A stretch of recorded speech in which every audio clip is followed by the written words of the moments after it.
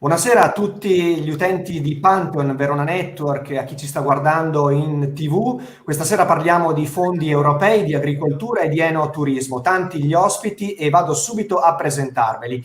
Abbiamo l'onorevole Paolo De Castro, assieme a lui Albino Armani, presidente del consorzio delle Venezie DOC Pino Grigio, Daniele Salvagno, Coldiretti Veneto, Chiara Recchia, donna impresa, responsabile donna impresa Coldiretti Verona, e Giovanni Ederle, imprenditore vitivinicolo e agrituristico. Partiamo subito da lei, Paolo De Castro, perché in Europa ieri c'è stata una nuova notizia. Insomma, il commissario UE all'agricoltura Wojciechowski, spero di pronunciarlo bene, ha annunciato non è facile, ha annunciato un pacchetto, e lo vediamo subito dal nostro sito, un pacchetto eccezionale di misure per sostenere i settori agroalimentari più colpiti dalla crisi, e lei in tutto sommato si è ritenuto soddisfatto, dichiarando un passo avanti importante. Quindi ci aggiorni un attimo su questo pacchetto e poi proseguiamo, ovviamente iniziamo con la nostra chiacchierata. Grazie. Ma intanto saluto tutti e ringrazio per questa opportunità. Diciamo che dopo le pressioni che abbiamo esercitato sia in Commissione Agricoltura del Parlamento Europeo, ma anche in Consiglio Agricoltura del Collegio dei Ministri dell'Agricoltura Europeo, finalmente si è visto ieri muoversi qualcosa. Abbiamo giudicato senz'altro positivo, perché su molti comparti era richiesta un intervento in particolare per quella parte di mondo agroalimentare che sta soffrendo di più, che tutto il mondo dell'Horeca. La chiusura dei ristoranti, bar, pizzerie, hotel ha creato un vero e proprio blocco di domanda, chiusura di domanda. Circa un quarto della domanda agroalimentare italiana oggi è sotto stress a causa queste chiusure, e quindi ci aspettavamo una serie di risposte a partire proprio dallo stoccaggio privato, dalla possibilità di maggiore flessibilità nell'utilizzo dei fondi del PSR, di maggiore elasticità per le OCM, sia ortofrutta che vino, interventi specifici nel comparto del vino, che dalla distillazione alla vendemmia verde. Insomma, avevamo fatto un elenco di misure possibili. Ieri si sono visti già alcuni importanti risultati sul piano delle misure. Sono 10 atti delegati e di implementazione che sono stati approvati dal Collegio dei Commissari, per cui nei prossimi giorni saranno convocati i comitati di gestione, insomma gli incontri con i vari esperti nazionali, per poter dare il via libera a questo pacchetto di misure. Il problema che rimane è che proprio prossimo martedì torneremo ovviamente a incontrarci col commissario Janusz Wojciechowski, in cui gli diremo: caro commissario, grazie, ottima partenza, ma bisogna che troviamo le risorse, perché senza un adeguato pacchetto di risorse finanziarie fresche oltre la PAC, che non siano solo delle flessibilità, ma che siano risorse fresche, è chiaro che si fa fatica. Solo nel settore del vino, visto che vedo Albino Armani, solo nel settore del vino francesi, spagnoli, italiani hanno stimato, proprio poche ore fa è uscito un comunicato importante, che solo per distillazione di crisi e vendemmia verde occorrerebbero 70-80 milioni. Quindi immaginare che ci possa essere meno di 400-500 milioni di euro per questo primo pacchetto di interventi, e questo sarebbe veramente molto modesto a livello europeo. Ecco. Lei infatti ha segnalato la più grande criticità, che è quella legata proprio alla liquidità. Addirittura avrebbe proposto proprio nei giorni anche scorsi, nelle settimane scorse, lo sblocco del Fondo per lo sviluppo rurale, che, come ha anticipato poc'anzi, insomma, potrebbe iniettare, no, nel sistema questa necessità di cui insomma, gli imprenditori sentono proprio il bisogno in questo momento. Certamente è uno degli aspetti positivi delle decisioni di ieri, sono queste grandi flessibilità che vengono concesse agli Stati membri nell'utilizzare, però dobbiamo anche tener conto che gran parte delle regioni, soprattutto del nord, hanno impegnato quasi tutte le risorse dello sviluppo rurale. Quindi questa flessibilità, che pure noi apprezziamo, la apprezziamo particolarmente per l'OCM ortofrutta, dove c'è un problema di quota di risorsa privata che potrebbe essere facilmente impegnata con maggiore quota di risorsa comunitaria. Questo darebbe subito una rapida facilità di spesa.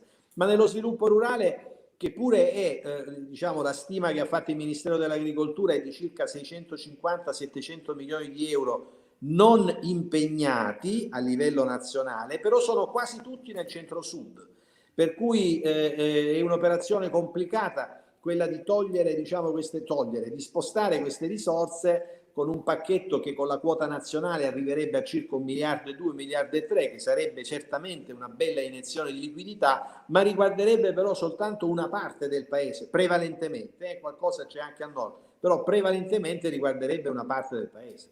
Grazie De Castro, torniamo ovviamente dopo da lei. Salvagno, sono tanti i campanelli d'allarme che come Coldiretti avete lanciato. Sicuramente il campanello d'allarme della liquidità di cui abbiamo parlato, però prima di lasciarle la parola le farei vedere proprio anche altri campanelli d'allarme che Coldiretti ha lanciato proprio in queste settimane.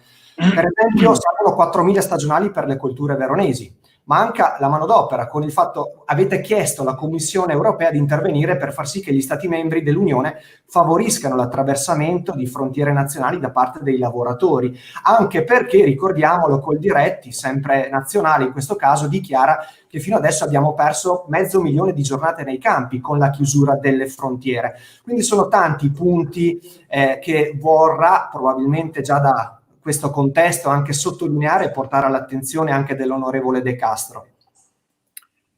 Sono ben 65.000 le persone che ruotano di stranieri all'interno del Veneto, e era manodopera fresca che ogni anno veniva a raccogliere i prodotti nelle campagne, dall'asparago alla fragola alla frutta e alla verdura. Quest'anno con questo Covid-19 nessuno si fida di entrare in Italia per poi dover seguire quello che è un aspetto di quarantena, e pertanto siamo scarsissimi di manodopera. La manodopera nostrana è una manodopera che comunque deve essere approcciata come nuovo modo di lavorare, quindi abbiamo chiesto un semplicissimo voucher, quindi una reintroduzione di una forma molto snella e anche remunerativa per lo studente, per il pensionato, per chi ha perso il lavoro, ma purtroppo si è alzato uno scudo importante di quello che possono essere le regole storiche del lavoro. Qui si tratta di, siamo in una situazione di emergenza e quindi servono regole di emergenza. È un modo per il lavoro anche di chi il lavoro non ha più, e quindi era veramente facilitare l'introduzione di manodopera nostrana, locale, all'interno di un settore agricolo che vi ricordo che con tutta questa emergenza non ha mai chiuso la filiera alimentare, quindi ha sempre fatto sì che sugli scaffali dei supermercati e dei negozi ci sia il prodotto alimentare. Questo è una c'è da darne atto a tutti gli agricoltori italiani che si sono adoperati in maniera autonoma di far bene il proprio mestiere. Il concetto adesso manca una vera e sana programmazione, perché si sta aprendo dei canali con la Moldavia piuttosto che con la Romania, eccetera, ma dobbiamo saperlo in termini molto stretti, perché un agricoltore che deve mettere a dimora 100 ettari di meloni lo fa adesso per essere pronto quest'estate, e se non ha una certezza, una sicurezza, non programma, e potremo avere una carenza di prodotto poi quest'estate. Quindi bisogna darsi una mossa a tutti quanti, e la Comunità Europea per primis, a dare certezze. E poi capisco benissimo che questa per noi è una programmazione del lavoro, manodopera per il lavoro. Poi tenete presente che ci vuole una forte liquidità, che non si tratta solo di mettere dei soldi, ma anche si tratta di dare quella garanzia al produttore, per dire, nel settore, dico qua abbiamo dei grandi vignaioli, ma dico nel settore del vino siamo fermi, bene, vorrà dire che il vino lo stocchiamo per un anno in più, ma voi ce lo finanziate, il vino buono rimane in botte, ma ce lo finanziate in modo da essere tranquilli. È come un po' nel latte, abbiamo detto ok, c'è una problematica nel latte, facciamo in modo che lo trasformiamo in parmigiano reggiano, in grana padano, che può essere maturato in 24 mesi, e quindi trasliamo il problema fra 24 mesi, chissà che riparte la macchina della ristorazione, riparte la macchina delle scuole e quindi anche del consumo del prodotto invece stagionato come un buon formaggio. Domanda secca, Salvagno, poi passiamo la parola ad Armani. Visto che vi siete rivolti alla Commissione europea, dal vostro osservatorio, come col Diretti Veneto, come la sentite l'Europa? Distante, vicina, presente, assente in questo momento? Oddio, noi cerchiamo di trovare delle soluzioni da buoni italiani. Il problema è che capisco che siamo in tanti in Europa e loro devono cercare di andare d'accordo tra tutti. Il concetto è che noi puntiamo molto che ci lasciano operare, quindi anche il fatto, come il dottor De Castro diceva, di raccogliere tutti i fondi che sono stati non utilizzati in Italia, sono soldi nostri, perché doverli rimandare di ritorno? Riutilizziamoli tutti per l'agricoltura italiana e alla fine usiamo delle risorse che erano destinate all'agricoltura per gli agricoltori. In questo caso qua non c'è né ma né se, si utilizzano delle regole ferree, perché in guerra si utilizza delle regole da guerra, quindi certi regolamenti europei dovrebbero essere bypassati. Ecco, questo è il mio invito a pensare da buon padre di famiglia piuttosto che da ragioniere. Ecco, dobbiamo avere un'Europa molto più elastica, soprattutto in una situazione nella quale avremo davanti 1 anno e mezzo di grandi sacrifici per tutti qua. Di passione. Grazie Salvagno. Albino Armani, veniamo da lei. Allora, Salvagno ha appena detto, con ristoranti, bar chiusi, evidentemente le cantine hanno le giacenze piene e sono a corto di liquidità in questo momento. La GDO in parte, faccio vedere anche un articolo che la riguarda, è uscito qui, ho preso la testata Wine Meridian, un comunicato del vostro consorzio, insomma la GDO in qualche modo sta un po' tamponando l'export che è in grande frenata. È così, insomma, il primo trimestre ha tenuto abbastanza, però bisogna vedere il secondo e il terzo trimestre. La GDO continuerà a darvi supporto in questo senso o bisogna trovare evidentemente delle altre strade? E quali? Ringrazio tutti e soprattutto l'onorevole De Castro per la possibilità che ci dà di interloquire assieme. E sì, possiamo dire che io parlo in questo momento come presidente del Pinot Grigio della DOC delle Venezie. Diciamo che il Pinot Grigio vive in questo momento di una situazione abbastanza tranquilla. Il primo trimestre è andato bene, le certificazioni sono addirittura aumentate. Il mese di aprile ci sta dando anche delle buone performance, diciamo, sull'imbottigliato. Abbiamo una crescita finora a doppia cifra, intorno al 10-12%. Vedremo se questo si stabilizza. Perché il Pinot Grigio sta in qualche maniera godendo di una situazione di relativa tranquillità, per il fatto che è un prodotto posizionato su una fascia di prezzo molto accettabile, diciamo, o ben vista dal consumatore medio, fortemente orientato, almeno il delle Venezie, non le altre 19 denominazioni che sono più elitarie, quindi più destinate all'Oreca, ci vedono ben posizionate in GDO, ma soprattutto la vulnerabilità che era lo scarso appeal che il Pinot Grigio ha sul mercato nazionale, quindi con una forte predisposizione all'export intorno al 95%, ci fa surfare sopra l'onda, diciamo, di criticità soprattutto del nostro amato paese.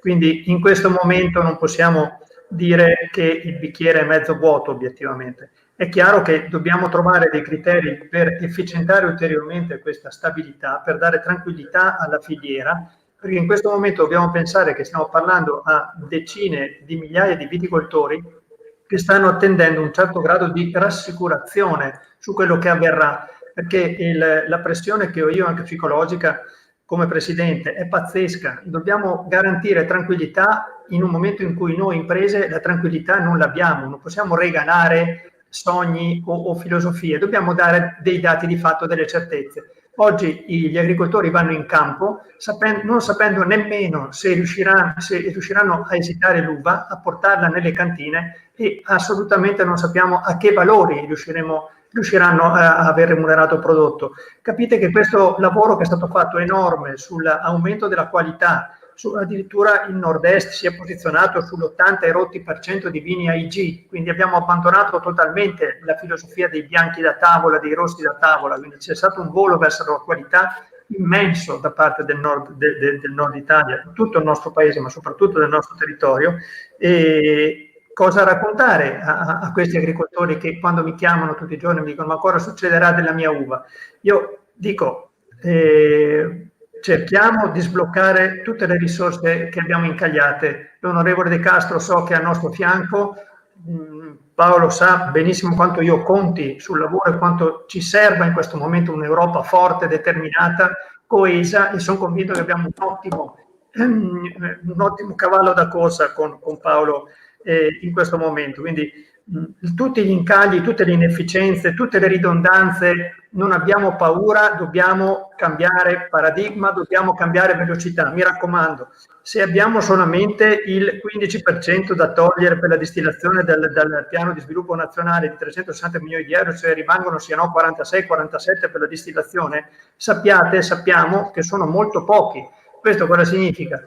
Che non dobbiamo, secondo me, fare i conti solamente su questi tipi di finanziamento. Dobbiamo avere il coraggio, visto che i soldi sono pochi, e come ci ha accennato prima l'onorevole De Castro, sembra siano pochi comunque, anche nonostante le ottime prese di posizione e l'ottima volontà da parte dei nostri partner europei nell'allocare risorse, però se i soldi non ci sono dobbiamo far conto anche che non arrivino nemmeno nel breve periodo. Quindi ai consorzi, agli enti, alle strutture come Coldiretti, occhio a lavorare quasi indipendentemente dal finanziamento stesso. Non andiamo a pensare che questo sarà la panacea di tutti i mali. Dobbiamo avere coraggio per avere non solo un occhio rispetto ai finanziamenti, ma soprattutto alle idee.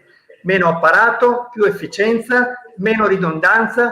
Io credo che sia il momento veramente per osare e per pensare alto, con criteri innovativi, drammaticamente efficaci e veramente coraggiosi. E questo chiedo anche, Salvagno, a chi come te ha la possibilità di muovere apparati giganteschi. Occhio, perché dobbiamo andare a dare certezza ai nostri viticoltori. In questo momento pensare, per esempio, scusatemi, alla distillazione, no? O alle vendemmie verdi, è un pensiero, Paolo, un po' vecchio, secondo me, non è lì. Se pensiamo che dobbiamo raccogliere addirittura la vendemmia verde, fare una doppia raccolta con costi di una doppia raccolta, quindi non ce la si fa.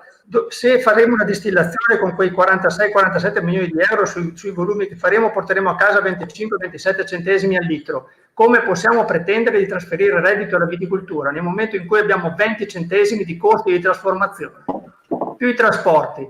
Conviene dare direttamente, secondo me, i soldi ai viticoltori, senza andare a portare l'uva in cantina, senza farne vino con costi aggiuntivi, senza farne alcol, che poi rischierà magari di rimanere anche lì, perché non so cosa ne faremo. Questa serie di è chiaro. sono veramente pericolose, per come la vedo io. È chiaro, Armani, dopo magari torneremo. Grazie anche per queste riflessioni, perché sono importanti. Chiara Recchia è tornata, c'è qualche problemino di linea, però vediamo se tiene. Noi volevamo da lei sapere in particolare come lei è un'imprenditrice pura, insomma, come tanti altri attorno a questo tavolo, però come sta attraversando questo periodo di emergenza. La campagna non si è fermata, però è chiaro che dal punto di vista anche commerciale, lo ricordava prima anche Salvagno, l'export in questo momento è fermo. Come avete tamponato voi come azienda? Come riuscite in qualche modo a pianificare anche le prossime settimane, la cosiddetta fase 2 e successive? Buonasera a tutti intanto e grazie per l'opportunità della condivisione. È stato un momento molto difficile inizialmente e lo è tuttora, a dire la verità, e lascia tante incertezze come quanto è partito con tanto diciamo così sgomento, perché il blocco totale del canale Horeca ha portato a uno stallo completo di tutto quello che riguarda la liquidità delle aziende e questo con degli aggravi, diciamo, non solo di mancata vendita, ma come ha riportato qualcuno, anche giustamente io dico sotto zero, perché c'è una difficoltà anche andare a riscuotere quei crediti che abbiamo, perché appunto anche il canale soffre per liquidità. E le iniziative che abbiamo potuto mettere in pratica noi sono state quelle un po' di rimanere, diciamo, con il consumatore finale, che per noi è importante, perché noi come azienda personalmente abbiamo un punto vendita che funziona molto bene e che gestiamo direttamente qui a Jacopo di Negrare, in Valpolicella Classica, e quello che abbiamo potuto fare è far arrivare il vino sulle tavole dei nostri consumatori, quindi l'apertura di un e-commerce che sta dando anche buoni risultati, se così si può dire. E dopo, siccome l'enoturista è una figura importante adesso tra la nostra clientela, perché è proprio cambiato l'approccio al punto vendita, l'approccio al vino, perché c'è sempre un'esigenza maggiore di conoscenza di quello che c'è dietro alla bottiglia, dietro al calice. Abbiamo iniziato una serie di video su una visita virtuale, diciamo, all'azienda, che permette anche a chi assaggia i vini di conoscerci maggiormente. Ecco, per quanto riguarda prospettive future, tanta incertezza, perché un canale Horeca che comunque non si sa quando aprirà, come aprirà, una GDO che speriamo tenga, perché comunque adesso è quel momento di respiro, quella molecola di ossigeno per un canale che soffre tantissimo, soprattutto per vini anche con denominazioni importanti come le nostre, come la Valpolicella Ripasso, piuttosto che gli Amaroni. Perciò ci aspettiamo un aiuto, ovviamente noi imprenditori siamo prima di rimboccarci le maniche, le auto aiutarci, però un aiuto in termini di liquidità e anche di sostegno degli investimenti, che questa iniziativa anche di apertura alle piccole e medie imprese sembra dia anche al mondo agricolo, insomma, ben venga, perché ne abbiamo bisogno. Assolutamente. Grazie Chiara Recchia, poi torneremo per una seconda battuta finale, parleremo anche di Donna Impresa. Lei è proprio responsabile di Donna Impresa Coldiretti, quindi ci sono delle iniziative anche in tal senso. E chi produce vino ma anche ha un'impresa agrituristica è Giovanni Mattia Ederle. Tra l'altro invidiamo in questo momento anche la location con questo panorama sulla città di Verona, molto interessante. E farei vedere anche un'iniziativa, come diceva per esempio Chiara, abbiamo dovuto un attimo reinventarci. Ecco, per esempio, che Giovanni Ederle, Agriturismi, il pranzo di Pasqua arriva a domicilio, quindi anche gli agriturismi veronesi, dopo il via libera della Regione Veneto, si sono organizzate di fatto per preparare pasti preconfezionati a spese zero di consegna per andare incontro alle famiglie. Non c'erano tante alternative, Giovanni Ederle, in quel momento, no? E in questo momento, per voi che avete i ristoranti chiusi. Allora sì, in realtà la mia azienda è un attimino più complessa, perché come sapete o come sai, viviamo di vino, di produzione di bottiglie, ma 30.000 all'anno, lavoriamo solo con l'Horeca, abbiamo la ristorazione in agriturismo e 3 agriturismi che ospitano, che offrono ospitalità. Non so quale tipo di azienda possa essere più colpita in questo momento a livello turistico ricettivo. Dal 25 di febbraio di fatto abbiamo avuto un crollo totale degli ospiti, una cancellazione dietro l'altro per tutti gli eventi della primavera tipici, quindi da Pasqua ai pranzi di lavoro legati a Vinitaly e ad altre manifestazioni fieristiche, tutte le comunioni, battesimi eccetera, per cui è stato un tracollo vero e proprio, un disastro di proporzioni impensabili prima. Come detto, come tu hai ben detto, ci siamo reinventati dalla sera alla mattina, di fatto abbiamo la struttura funzionante, operativa, abbiamo le macchine, abbiamo le gambette e di conseguenza abbiamo messo in piedi questo servizio di consegna a domicilio dei nostri piatti dell'agriturismo, quindi preconfezionati, pronti all'uso, ma anche di prodotti agricoli base, quindi dalla cassetta di verdure miste all'olio, al vino, ai latticini. Logicamente noi come azienda non siamo così diversificati, ma abbiamo appunto colto l'occasione di poter commercializzare i prodotti di altre aziende agricole, quindi abbiamo fatto una rete operativa con tutte le aziende nostre fornitrici normalmente della ristorazione, ma che adesso sono diventate appunto fornitrici di questo servizio a domicilio. Tra l'altro, Ederle, ci sarà anche da pensare alla logistica. Come diceva Chiara Recchia, non abbiamo linee guida chiare per come riaprire, in che modo, le distanze che dovremo tenere tra i tavoli banalmente, no? Quindi c'è tutta una normativa da costruire e siete in ansia forse per questo, non riuscite a pianificare, anche perché fino a questo momento mancano delle linee guida. Sicuramente mancano, ci sono delle linee guida ancora molto vaghe, ancora non calate nelle nostre realtà specifiche.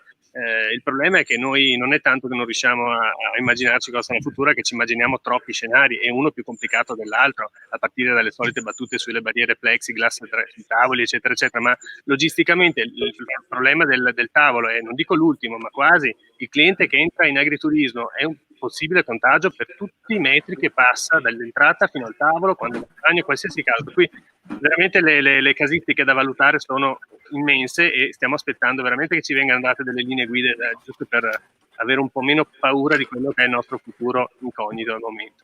Grazie, torniamo a Paolo De Castro. Onorevole, l'Europa c'è o non c'è in questo momento? Perché sentiamo ovviamente vari dibattiti sulle TV nazionali, TV locali. Servirebbe un po' più di coraggio da parte dell'istituzione come Unione Europea in questo momento. Dire, Matteo, perché intanto, ringrazio di questa chiacchierata e riprendo da dove Daniele aveva lasciato, e cioè l'Europa è fatta di 27 paesi. Ora bisogna imparare a distinguere quello che fanno le istituzioni europee, quindi la Commissione, il Parlamento europeo, la Banca Centrale Europea, le istituzioni europee, da quello che invece sono gli Stati membri. Perché gli Stati membri evidentemente ciascuno ha le sue priorità. È difficile poter pretendere da un Presidente del Consiglio che risponde ai suoi cittadini, ai suoi elettori, che si preoccupi di altri cittadini e di altri elettori. Quindi tenete sempre presente questa differenza. Fu molto bravo, devo dire, il Capo dello Stato in un suo discorso nei momenti di massima difficoltà che vivevamo a fare questa sottolineatura. L'Europa c'è, l'Europa delle istituzioni c'è e lo ha dimostrato anche ieri con una serie di provvedimenti, e tranquillizzo Albino che non è che sono provvedimenti obbligatori, cioè noi abbiamo una richiesta, tu lo sai, per esempio nell'ambito del settore vitivinicolo Asso Enologi è stata quella che ha proposto insieme con le associazioni di categoria interventi nel settore vitivinicolo. Lo hanno proposto le associazioni europee, l'ha proposto Federdoc, l'ha proposto quindi diciamo ci sono una serie di opzioni sul tavolo che evidentemente in questo momento sono necessarie per dare non solo liquidità, e io sono tra i principali promotori di questa iniezione di liquidità utilizzando i fondi non impegnati del PSR, no? Come ricordavamo prima, ma anche di mettere in campo delle azioni, per esempio lo stoccaggio privato che ieri appunto è stato messo in campo, per esempio il ritiro di alcuni prodotti, oggi abbiamo un problema nel lattiero caseario, il latte con tutti i cappuccini non si fanno più nei bar, quindi c'è un problema. Ecco, queste azioni sono state messe in campo, quindi non si può dire che l'Europa non ci sia, come vedrete anche dal risultato di questa sera che l'Europa c'è. Poi chiaramente ci sono quelli più pro-europeisti che diranno grande risultato e ci saranno quelli che diranno ma è troppo tardi perché entra in vigore tra un mese. Ma diavolo, se pensate che quando ci fu la crisi del 2008-2010, no, la famosa crisi della Lehman Brothers, l'Europa prese iniziative 4 anni dopo, oggi le ha prese 4 settimane dopo. La Banca Centrale Europea sta acquistando centinaia di miliardi di titoli di debito pubblico italiani, che sono quelli che ci stanno tenendo in piedi. Quindi non si può dire l'Europa non c'è. Purtroppo non c'è la conoscenza, non c'è la volontà, o c'è, se vuoi, anche una componente di euroscetticismo molto forte che purtroppo nel nostro paese sta crescendo, e questo io mi auguro che invece una manifestazione importante come ci sarà nelle prossime ore a seguito del vertice in corso in questo momento a Bruxelles possa esserci. Nell'agroalimentare purtroppo stiamo sperimentando una crisi inedita. Abbiamo detto tutti che è una crisi simmetrica, attenzione a questo aggettivo, una crisi simmetrica. Non stiamo vivendo una crisi per cui c'è qualcun altro che si sta andando a prendere quote di mercato nostre, sono tutti nei guai, non solo in Europa, nel resto del mondo. Quindi noi siamo già pronti a riprendere il lavoro, a riprendere le performance che il nostro settore agroalimentare e anche i nostri esportatori. Ricordiamo i successi dell'agroalimentare Made in Italy sono fortissimi nell'export, abbiamo superato cifre impensabili, siamo vicini ai 45 miliardi di euro, quindi la situazione è drammatica, dobbiamo risolvere il problema della manodopera. Voglio dire a Daniele che io sono stato insieme con il ministro del lavoro dell'epoca il promotore dei voucher in agricoltura, per cui sono assolutamente dalla parte di Coldiretti in questa battaglia. Però bisogna dire, per correttezza, che in questo momento le difficoltà nel reperire manodopera non dipendono solo dalla sburocratizzazione o dalla semplificazione, dipendono anche da questo.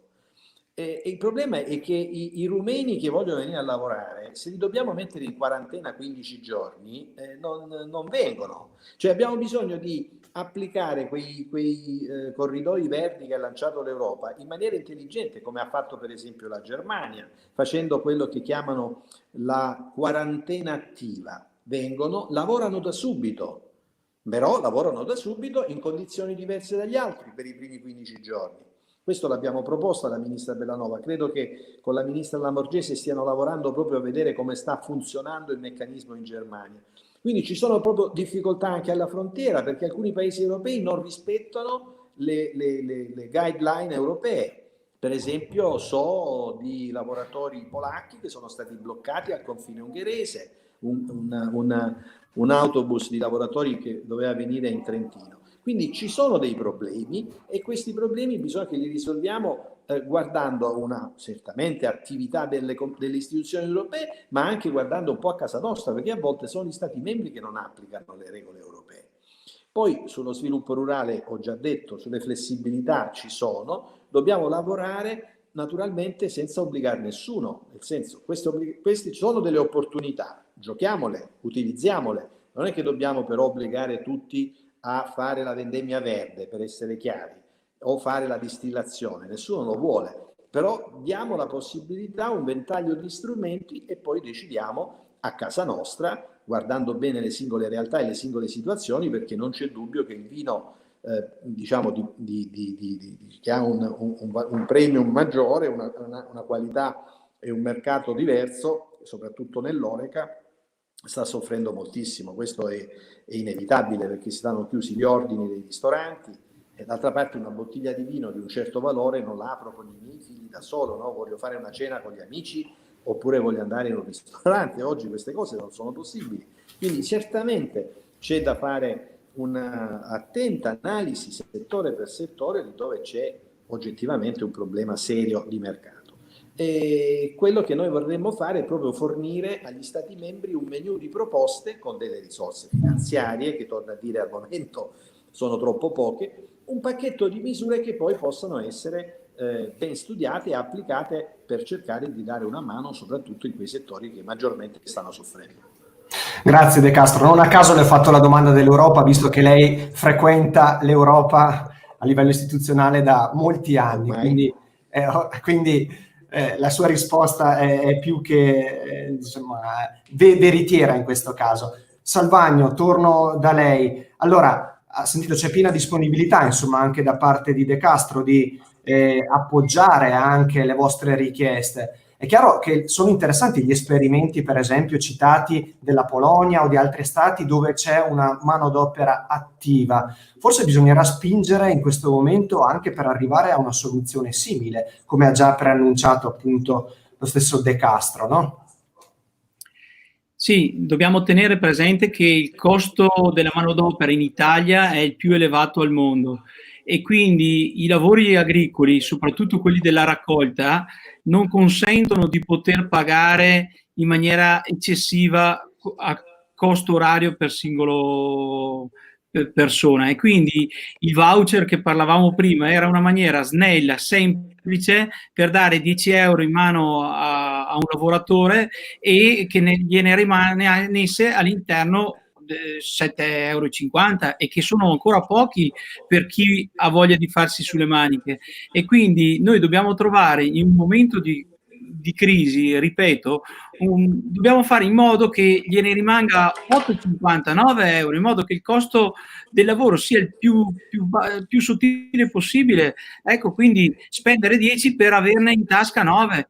E perché no? È una forma di sostentamento a tutti quelli che sono le persone che hanno perso il lavoro. Perché dover dare un sussidio quando invece possiamo darglielo tramite l'agricoltura? Quindi l'agricoltura dovrebbe tornare ad avere il perno principale di quello che è anche un valore sociale ed economico per chi ci sta attorno, perché noi siamo uno dei pochi settori che non delocalizza. Qualsiasi euro che viene investito sul nostro territorio rimane sul territorio, rimane a un benessere della collettività e quindi della nostra gente. Ecco, ritengo che dovremmo fare in modo di cambiare il pensiero del mondo del lavoro. Se io vado in un'officina meccanica, posso permettermi di pagare 48 euro l'ora per l'assistenza dell'auto, ma in agricoltura non esiste il 48 euro l'ora che poi gliene rimane 22 perché sappiamo che costa la metà. In agricoltura stiamo parlando di 7,50 euro e ce ne sono ben poche di persone che possono curvare la schiena e raccogliere il prodotto a 7,50 euro. Quindi se vogliamo far lavorare la nostra gente, dare una mano anche in momento di crisi, non lo vorremmo sempre, ma lo vogliamo almeno in questo momento. Facciamo in modo che il costo del lavoro sia sottile e diamo un incentivo a chi assume all'interno dell'agricoltura per la raccolta. È un modo come un altro per dare un reddito di cittadinanza, glielo diamo tramite l'agricoltura e facciamo lavorare le nostre persone. Insomma, penso che sia una cosa molto semplice, chiara, e poi mi permetto, e qui dovrebbe esserci anche un intervento dell'Europa a riguardo. Non è possibile che i nostri allevatori si trovano il latte nelle stalle o che hanno difficoltà per trasformare nel formaggio e ancora adesso stiamo importando le cagliate dalla Lituania sbiancate perché costano meno. Ma stiamo scherzando? Dobbiamo fare in modo che ci sia un'Europa etica e quindi non si può speculare su queste cose qua. Ecco, è inaccettabile. Io parto da questo presupposto: dobbiamo in un momento di difficoltà paese lavorare esclusivamente con i prodotti del paese. Questo è fondamentale per una salvaguardia della nostra economia e della nostra sopravvivenza delle nostre aziende, perché poi sono aziende che rimangono a casa nostra. Dobbiamo un po' di protezionismo, ci vuole, scusate tanto, ma siamo italiani. Perché non si traduca in un problema all'export. Ecco. Prego, potete anche interagire se volete. No, io sono d'accordo con Daniele, lo sa, le battaglie che stiamo facendo sul tema dell'etichettatura è una battaglia che mi vede protagonista, figuriamoci. Però bisogna stare attenti con questi discorsi di protezionismo, perché il protezionismo non è mai unilaterale. Il protezionismo ahimè, è bilaterale. Se noi siamo protezionisti con gli altri saranno protezionisti con noi. E quindi addio al nostro... Sentiamo il parere di Armani magari su questo. Sì, condivido pienamente questa linea di pensiero. Con prudenza. Però, sì, con prudenza, però l'America ha bloccato tutti gli ordini, vero? E hanno traslato i pagamenti di 90 giorni nel momento in cui è arrivato il primo giorno il coronavirus di là. Quindi ha detto ok, intanto si sospendono tutte le attività di promozione di prodotti italiani e promuoviamo i nostri prodotti perché siamo in guerra. Questo è un po' quello che è successo nel giro di 20 giorni. Quindi quando parlavamo di liquidità e abbiamo bisogno di una forte liquidità nelle aziende è perché ha detto ok, non ci interessano i pagamenti, trasliamo di 90 giorni i vostri pagamenti, quindi insomma bisogna che ci lavoriamo su questo. Mi piacerebbe sentire il parere di Albino Armani su questo. Ma io sono d'accordo con Salvagno. È chiaro che il mercato, parlando di vino e non di altri settori, il mercato del vino è liquido e quindi noi, avendo un'esportazione enorme dei nostri prodotti, dobbiamo stare attenti ai nostri partner internazionali come vedono eventuali misure protezionistiche. Se pensiamo che il Pinot Grigio per il 95% è esportato, io devo sentire costantemente il sentiment dei nostri importatori inglesi e americani, partner, non importatori, amici, quindi è chiaro che l'interlocuzione è importante, non bisogna fomentare o comunque dare l'impressione che si voglia fare protezionismo o creare del dumping o lavorare in maniera scorretta e poco agevole per lasciarci aperti i canali di sbocco del nostro prodotto. Quindi anch'io sono sensibile a quello che ha detto De Castro in questo momento, di stare molto attenti anche ai messaggi che lanciamo. L'Europa, ovviamente l'Europa c'è e sta dando per me, come la vedo io, una mano. A noi rimane la grandissima responsabilità, ripeto, ribadisco quello che ho detto prima, di avere delle idee, di avere della progettualità.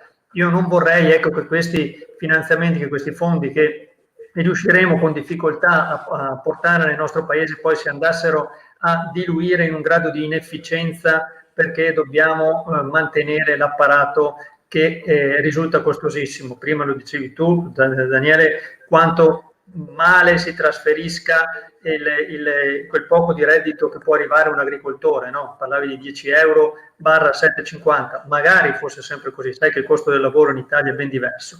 Quindi quanto possiamo ancora guadagnare, secondo me, in efficienza? Se pensiamo alla responsabilità che grava adesso sui consorzi, sugli organismi interprofessionali, per lanciare sul mercato delle idee dirimenti al di là, che vadano al di là del momento congiunturale, il coraggio che ne deriva.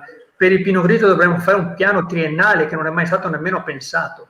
Il Prosecco ci sta pensando in questo momento. Queste sono le cose da fare. Avere il coraggio di osare, di andare oltre. Chiaro che arriveranno i soldi, li useremo correttamente. A me preme portare su di noi, parlo di consorzi in questo momento, di organismi interprofessionali o di entità come Coldiretti, la responsabilità di un'azione chiara e forte e soprattutto che tenda a non perdere efficienza. Se arrivano 10 euro dobbiamo essere in grado di spendere, di portare 10 euro agli agricoltori. Certo. Quando li perderemo in rivoli di inefficienza, per me avremo fatto un disastro e saremo doppiamente responsabili per il momento critico che stiamo vivendo. Grazie Armani. Allora siamo verso la conclusione di questa chiacchierata. Chiara Recchia, parlavamo prima di donne impresa, insomma ci sono anche le fattorie didattiche in questo momento che stanno soffrendo particolarmente perché sono chiuse evidentemente. Facciamo vedere però un'iniziativa anche di Coldiretti Donne Impresa che prende in considerazione le difficoltà manifestate dai genitori per la gestione dei figli nella fase 2 dell'emergenza, con servizi ad esempio di agritata e tutor scolastici. Chiaro che stiamo passando da un argomento all'altro rispetto a quello che ha appena concluso Armani, però c'è anche questa criticità che colpisce il mondo enogastronomico, no? Il comparto delle fattorie didattiche è un comparto che stava crescendo, che stava andando anche bene, che adesso si è fermato. Voi come Donna Impresa seguite questo filone? Mi dispiace, ma ho perso completamente la domanda per un problema di linea. Abbiamo visto che si è scollegata. Dicevo che come Donne Impresa seguite il filone delle fattorie didattiche, no? E non sento, mi dispiace. Ok, abbiamo qualche difficoltà. Sì, ho qualche difficoltà, è strano perché non... Noi la sentiamo, adesso mi sente? Mi sente in questo momento? Poco. Si può riprovare? Allora, riprovo l'ultima volta, dopo al limite diamo la parola a Giovanni. Stavo dicendo che come Donne Impresa siete molto attive anche sulle fattorie didattiche e lì stanno nascendo anche delle proposte per la cosiddetta fase 2, no? Niente. Mi dispiace, non riusciamo a stabilire il collegamento. Andiamo da Giovanni Ederle. Giovanni, allora, in conclusione, un pensiero finale, poi lasciamo le chiose finali a De Castro, Salvagno e Armani. Dicevamo... È una responsabilità un po' grande per me per chiudere l'argomento. No, ho invitato lei anche perché insomma è giovane e è importante dare un segnale anche in questo senso, no? Che c'è una generazione giovane comunque che vuole portare avanti questo settore nonostante le tante difficoltà aggravate, diciamo, proprio da questa emergenza Covid. Sì, aggravate anche da problemi principalmente di immagine nelle prime fasi e che avremo in futuro. Dico questo perché aver ragionato finora sui mezzi per andare avanti in questo momento, io cerco anche di focalizzarmi su quello che sarà il dopo. Dobbiamo convincere l'Europa che l'Italia è un paese affidabile e che è un paese sicuro in cui tornare. Dico questo perché non voglio essere in antitesi con Salvagno sul discorso del nazionalismo. Io sono un grande sostenitore di nazionalismo purché la nazione sia l'Europa come idea. E questo lo dico perché sono un giovane che è nato in Europa, o meglio quasi nato in Europa, e che si augura di crescere in Europa. Il 70%, banalmente il 70% del turismo che ho qua in azienda viene dall'Europa. Pensare solo all'Italia per quest'anno va benissimo, ma per il futuro non è un'idea sostenibile. Al di là di questo, abbiamo bisogno un po' di, come dicevamo prima, di conferme su quello che saranno le linee guida da seguire o da iniziare a sviluppare, perché brancolare così nel buio non ci aiuta minimamente. Dobbiamo appunto soprattutto pensare alla comunicazione che dovremmo fare, come dicevo, perché i messaggi che mi arrivano allegati alle cancellazioni, numerose cancellazioni degli ospiti che da tutta Europa avevano programmato le vacanze in Italia, all'inizio erano spaventati perché dicevano l'Italia è un paese terribile che non sa gestire questo problema, non ci fidiamo assolutamente, non ne riparliamo neanche di venire da voi. Casi specifici che mi sono arrivati purtroppo. Adesso che si sono resi conto che il problema non è legato alla gestione italiana, alla mala gestione italiana, ma che è un problema appunto mondiale, arrivano messaggi di amicizia, oserei dire. Siamo con voi, speriamo che state bene, ci auguriamo di tornare da voi perché l'Italia è un bel posto, noi amiamo l'Italia, vogliamo venire a trovarvi, vogliamo venire a vedere i vostri posti, a bere i vostri vini, a mangiare da voi. Cioè, questo è l'argomento su cui focalizzarsi, il dopo. Quindi ci siamo affidabili, troveremo una soluzione per venirne fuori. Cerchiamo in tempi abbastanza veloci di avere anche appunto delle linee guida tecniche su cui iniziare a capire come piccole aziende come la mia devono iniziare a strutturarsi. Grazie Ederle. De Castro, un bel messaggio questo in chiusura da parte di questo giovane imprenditore, no? Sì, un bel messaggio di ottimismo. Io credo che con tutti i nostri difetti, per carità, però questa drammatica crisi del Covid sta mostrando anche un lato positivo del nostro paese. In fondo tutti, anche quelli che avevano criticato all'inizio, penso a Boris Johnson o allo stesso Donald Trump, oggi stanno seguendo tutti più o meno l'esempio italiano, e se i numeri anche oggi sembrano essere estremamente positivi, questo lo dobbiamo anche ai tanti cittadini italiani che con serietà hanno applicato bene le norme, si sono adeguati un po' a questa situazione. Ne usciremo anche per questa straordinaria cooperazione internazionale sulla ricerca per il vaccino, e naturalmente dobbiamo anche guardare con serietà quelle che sono le azioni da intraprendere. Io penso che oggi l'Europa ci offra queste opportunità, cerchiamo di saperlo fare tenendo conto sempre che viviamo in una comunità, quindi dobbiamo condividere con gli altri, nessuno si sveglia la mattina e impone agli altri i propri punti di vista. Dobbiamo convincere lavorando con serietà e soprattutto facendoci rispettare, perché siamo anche in grado di essere seri e di rispettare le regole. Io credo che questo spazio c'è e quindi sono ottimista che riusciremo anche questa volta a venirne fuori. Grazie De Castro. Al volo proprio Salvagno, Armani, poi vediamo se riusciamo a fare un saluto finale proprio velocissimo anche con Chiara che è tornata. Salvagno, un pensiero guardando un po' il futuro. Come dicevamo, il nostro paese gode di una grande nomea in termini di sicurezza, di prodotti agroalimentari di eccellenza, abbiamo il più elevato numero di denominazioni di origine e quindi un sistema forte paese ci aiuta sicuramente in maniera coesa a oltrepassare questo periodo di crisi. Vorrei pensare che dobbiamo in questo momento qua aiutarci tra tutti noi, nel senso che non dobbiamo andare in affanno, e quindi contiamo molto su questa vicinanza tra le imprese, e ben venga quindi quella forma di aiuto e di coesione che sempre di più in momenti di difficoltà si esprime. E poi speriamo che ne usciamo il più breve tempo possibile, perché è il tempo che ci fa il danno maggiore, quindi confido veramente nel uscirne il prima possibile. Grazie Salvagno, vedo un buon segnale di Recchia, un saluto velocissimo, poi facciamo chiudere ad Armani. Chiara, il segnale c'è adesso? Speriamo. Parla che ti sentiamo. Sì, allora dico una cosa sulle fattorie didattiche, che immagino fosse la tematica prima. La fattoria didattica è un'attività connessa all'agricoltura che è stata resa possibile anche grazie alla legge del 2001 sul proprio di orientamento dell'agricoltura.